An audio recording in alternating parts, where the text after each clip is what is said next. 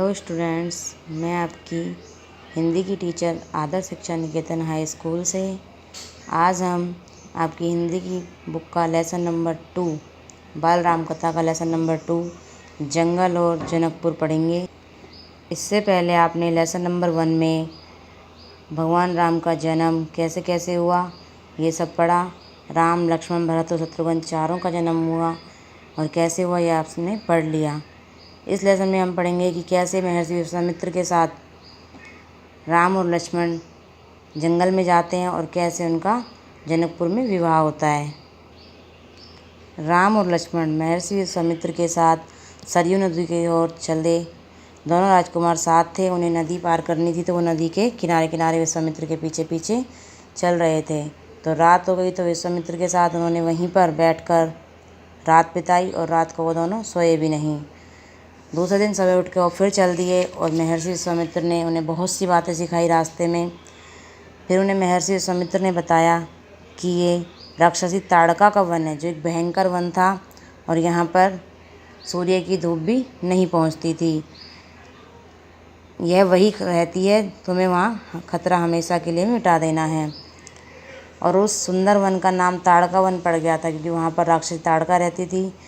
भगवान राम ने फिर महर्षि की आज्ञा से ताड़का वन में ताड़का का वध किया और आगे चल दिए। इस तरह उस जंगल को पार करते हुए वो राम और लक्ष्मण महर्षि विश्वामित्र के पीछे पीछे चल दिए और महर्षि विश्वामित्र के आश्रम में पहुँचे, जहाँ उन सबका भव्य स्वागत किया गया। और उसके बाद महर्षि विश्वामित्र अपना यज्ञ करने लगे। भगवान राम और लक्ष्मण ने उनका यज्ञ में कोई भी बाधा न आए, इसलिए पूरे तैयार रहे।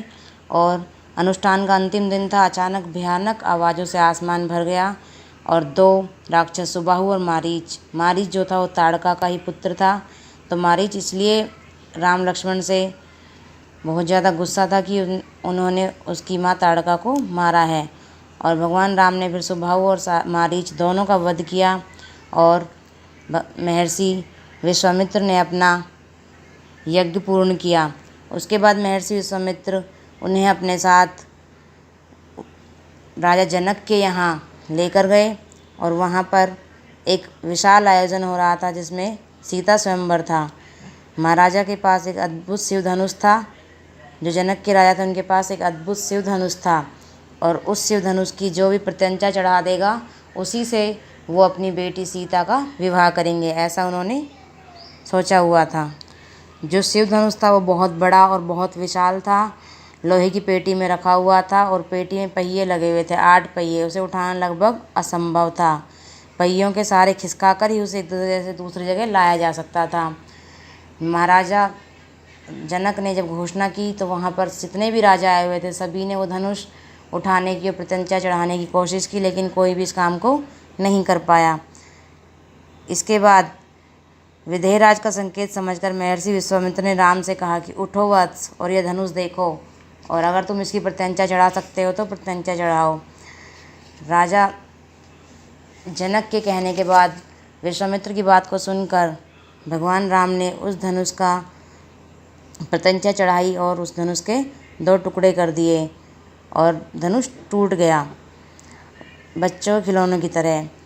इस बात से खुश होकर महाराजा जनक ने अपनी बेटी सीता का विवाह राजा राम से कर दिया और महर्षि की अनुमति पाकर एक दूत अयोध्या भेजा गया। अयोध्या में चारों तरफ खुशियाँ मनने लगी और चारों तरफ फूलों की चादर बिछाई गई।